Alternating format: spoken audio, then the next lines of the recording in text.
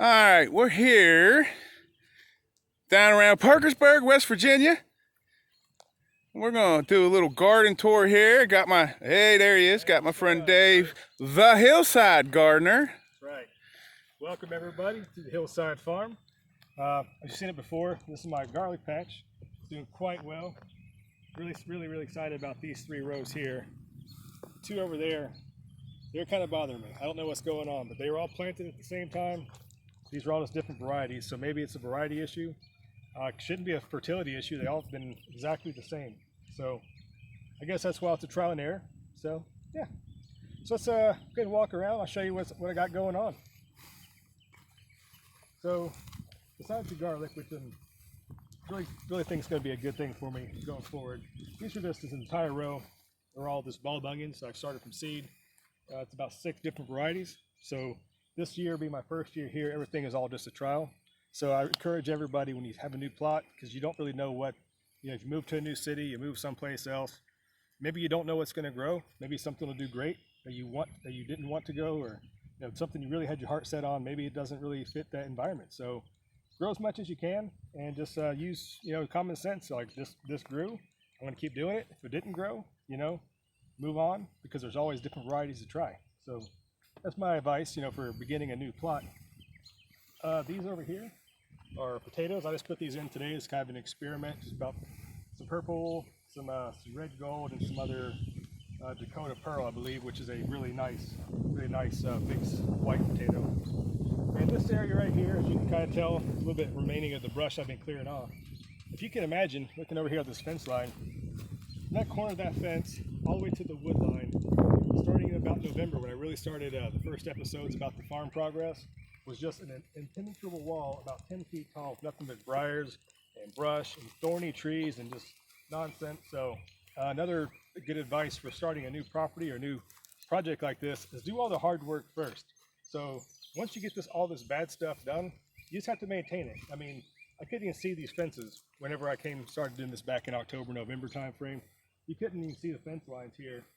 And as you can tell, the briars and everything kind of grew through a lot of places, and they need to be repaired, but that's fine. This was a working cattle farm at one point, and obviously don't have cattle anymore, so the barbed wire is really just aesthetics at this point.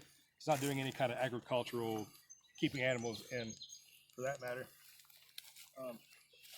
Right here, you might see these little mesh little tents. This actually had a greenhouse, and all the little plastic pieces busted out of it and kind of dry rotted and fell out. But these are some lilacs. I started this as a cutting for my actual hillside garden back in my city house. This is about 2 years old, so deer are not supposed to really mess with lilacs too much. They will do a little bit of tip damage on them when they're really young. But I really want to kind of get this whole area here just as a nice lilac hedge. And this going again is just another lilac. It's a different variety. I forget which one it is. I've actually purchased that one online this year. And like I said, this was the actual greenhouse fabric at one point. So I'm using this kind of as a way to kind of kill this grass off right here, because I'm not sure what I'm going to plant just yet, but this is going to be basically a pollinator area. I haven't really decided exactly what I'm going to put in, but this is going to be a lot of wildflowers and things like that to kind of just bring in some natural beauty, but do attract the pollinators and kind of get the whole, ecosystem kind of all together here. You see again, this fence right here, we kind of had a tree laying on it, so that's got to be kind of fixed. Set the new fence post in the other day.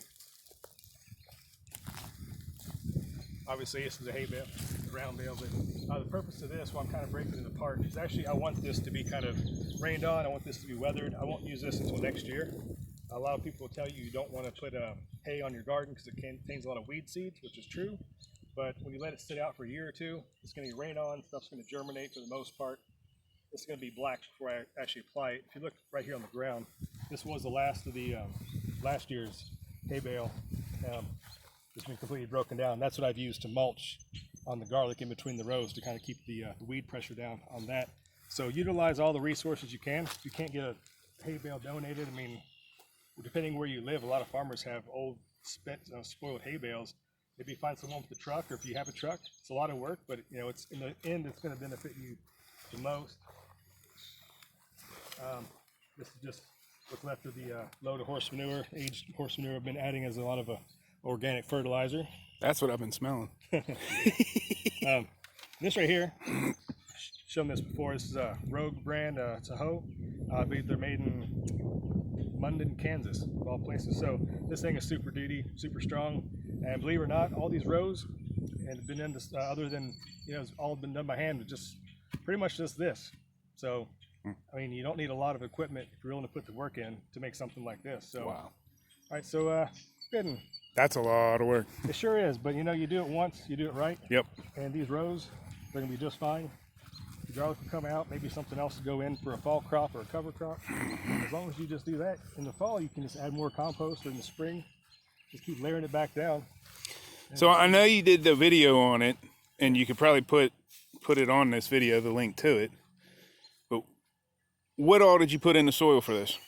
All the aged horse manure. Mm-hmm.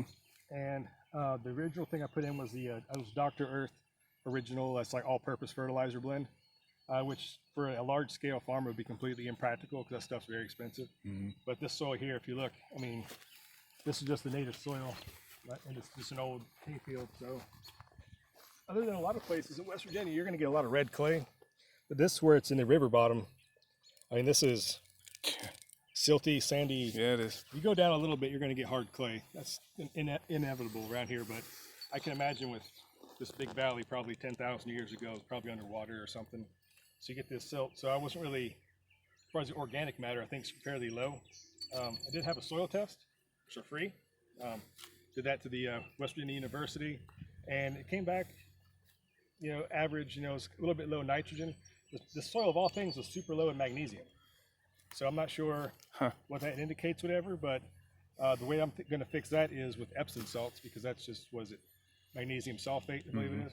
So using spraying down some Epsom salt with soaked in some water might be a cure for that. We'll see. I know they do sell agricultural grade Epsom salts in large quantities. Nice. So trial and error, see what happens.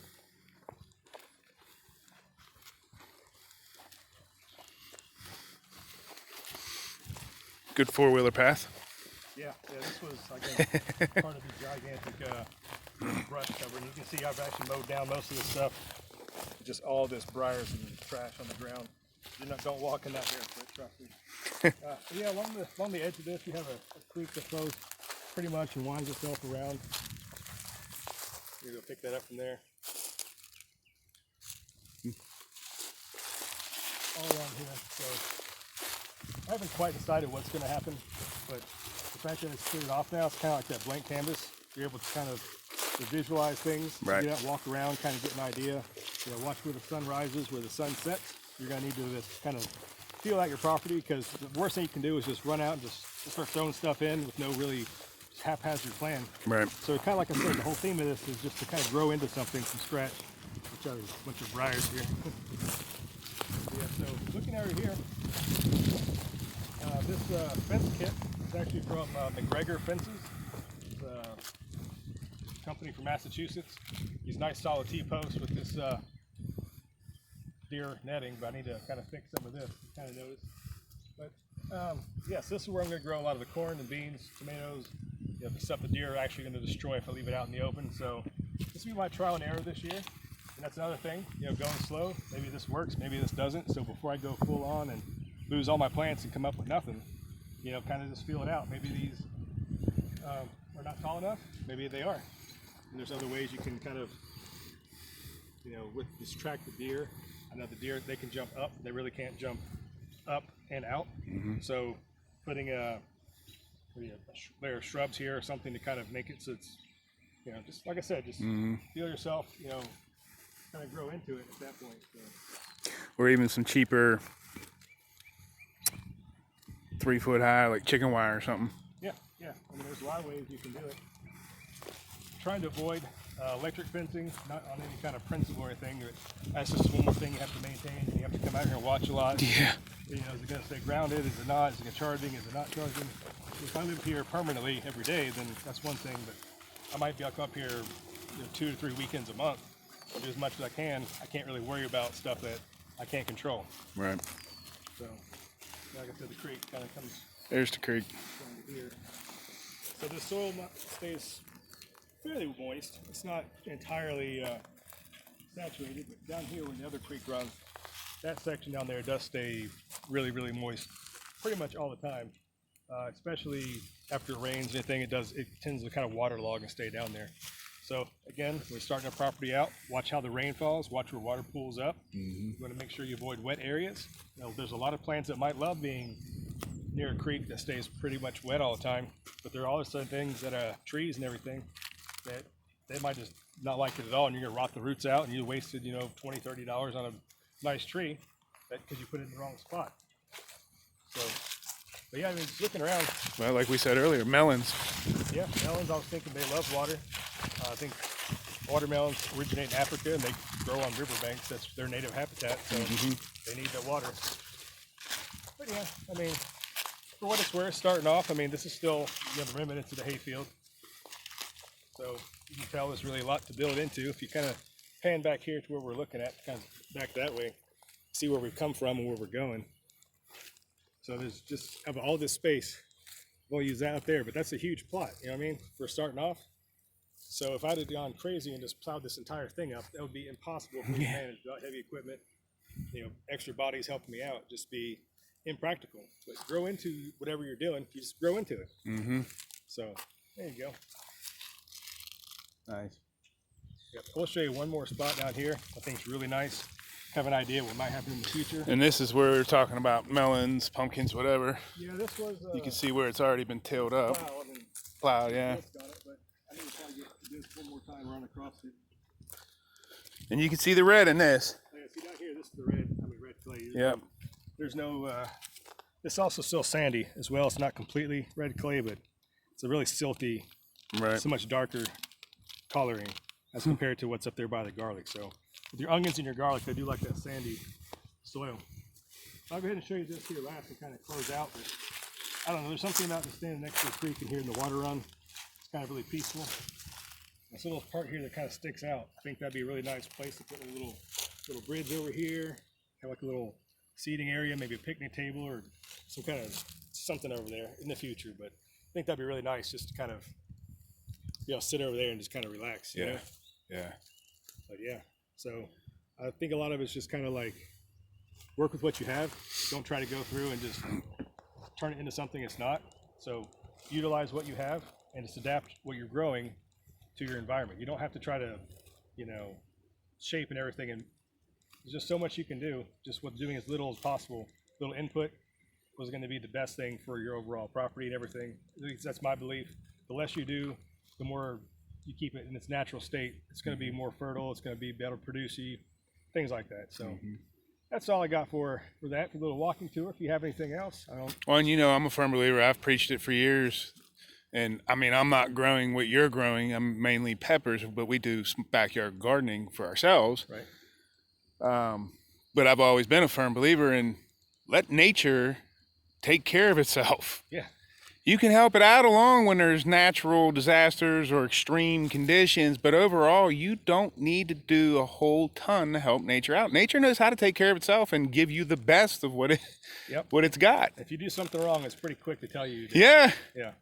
Yep. So. Yeah, I definitely found that out. Definitely, bare soil is not something that nature wants. That's why you see these industrial farms are spreading pesticide and herbicide in mass, indiscriminately.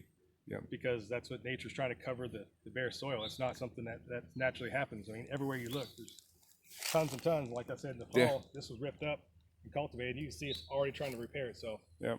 So. And it doesn't take long. No, but like I said, like you mentioned the melons, I figure I don't really need to clear this completely off because you kind of clear a little spot with the mound and let the vines just kind of run, do their own thing. So there's really no point of plowing this entire thing when the vines are just going to run and do what they need to do as it comes their own. So. Nice. Yep. So what are your future plans? Well, future plans, still got about 10 years where I'm working before I'm able to kind of hang that up. So I'm going to keep working on this and the field next over there. Once this field's completely developed and how I want it to be, then I'll go to the field next. It's another 2.5 acre. Right now it's just a hay field. Used to be a cattle field. Kind of progress that way. Potentially putting a big orchard in. Which is a nice size orchard. Yeah, like berries, or blueberries, raspberries, peaches. I love plums. My mom likes plums, so she told me I had to grow plums. So that's definitely going to be on the list one way or the other. But yeah, so that's what it is. So eventually, I like to just kind of, like you said, keep progressing, keep building. A lot of the hard work, a lot of the clearing has been done. And there's brush piles. I've already had about 3 or 4 big brush piles cleared off. So there's even more here and all the stuff behind me. But take your time with it. It doesn't have to happen overnight. Just work with it, and then all the wood ash and all the residue from that is just put back on the garden, so nothing goes to waste. Where I mulched today in some of my garlic beds, where I was actually all the stuff along that other fence line with all the briars and the leaves and all that kind of stuff, they didn't go to waste. Those were mixed in with the hay, and those are part of the ground cover in between that. So I mean, everything has a purpose. Just put it back, and it'll take care of itself. Nice. Well, thanks for the tour. Yeah, appreciate it. Come back maybe in the summertime when everything's in full growing. And, Yeah. See what's going on over here and get a We definitely got to do a follow up. Yeah. All right, guys. So thanks for taking a little tour with me. Hope you enjoyed it. See you guys next time about the Hillside Farm, and take care.